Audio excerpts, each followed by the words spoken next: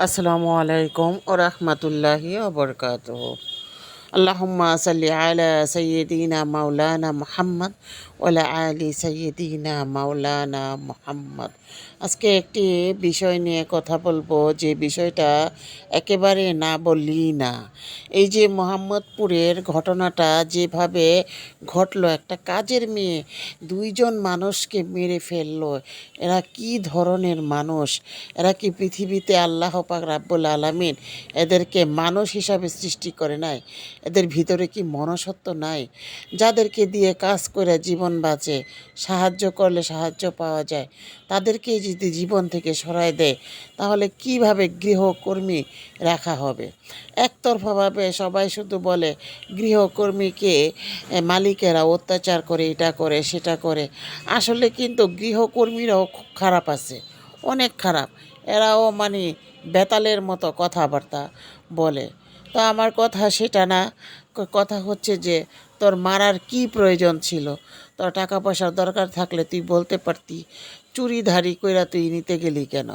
আর এইভাবে ওদের দুইজনকেই বা শেষ করলি কেন? একজন শিক্ষকের স্ত্রী, কন্যা, দুইজনকেই শেষ করে ফেললি। এটা তো ঠিক হইল না। তবে দর্শকরা যেভাবে এই যে ধরার পরে মৃত ব্যক্তি মাইরা ফেলায়, খুন খারাপি হাতে নাতে ধরার পরে যে বিচারগুলা করে, আসলে সেই বিচারগুলা মানসম্পন্ন না। এই বিচারগুলা যদি আলী রাদিয়াল্লাহু তাআলা আনহুর মতো করে করা হইতো, তাহলে পৃথিবীর বুকে কোনো খুন খারাপি কেউ করতে পারতো না। আমি যদি শাসক হইতাম, কিংবা আমি যদি কোনো রাজনৈতিক ব্যক্তি হইতাম, তাহলে আমি এই ধরনের ব্যক্তিদেরকে সাথে সাথে যেভাবে কোবায়া মারছে ওদেরকে, ওকেও সেইভাবে কোবায়া কোবায়া মারা উচিত। কারণ আল্লাহ তো বলছে যে তোমাকে যদি একটা থাপ্পড় দাও, তাহলে তুমি ওই ব্যক্তিকে একটা থাপ্পড় দিবা। তোমাকে যদি কেউ করে, যতটুকু ছুরির আঘাত করছে ঠিক ততটুকু আঘাত করবা। ঠিক ওইভাবে আঘাত কইরা কইরা ওদেরকে মেরে ফেলা, পৃথিবী থেকে ওদেরকে সরাই দেয়া। আল্লাহ পাক রাব্বুল আলামিন এত কঠিন কঠিন আইন আদালত কোরআনে রেখেছে, তারপরেও মানুষ, পাবলিক কখনো আল্লাহর কোরআনের আইন কানুনগুলো মানতে চায় না। তারা সেভাবে কখনোই বিচার করতে চায় না। বিধায় আজকে মা মেয়ের দুইজনকে পৃথিবী ছেড়ে চলে যেতে হলো।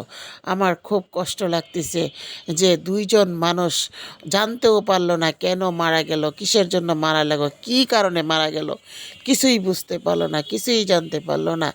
এমনিভাবেই তারা পৃথিবী থেকে সরে গেছে।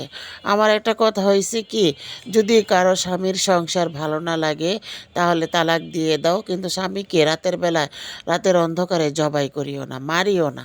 আর যদি তোমার ভালো লাগে, তুমি সংসার করো। না ভালো লাগলে খোলা তালাক দাও। না ভালো লাগলে তুমি তাদেরকে কোর্টে গিয়ে তালাক দিয়ে দাও, কিন্তু খুন খারাপির মধ্যে যায়ও না। ছেলে কি আর মেয়ে কি, উভয়ের জন্যই কথাটা বলছি। আর যদি কারোর সাথে শত্রু থাকে, কেউ কাউকে খুন করিও না। কারণ পৃথিবীর বুকে খুন করবা, তুমি সারা জীবন জাহান্নামে থাকবা।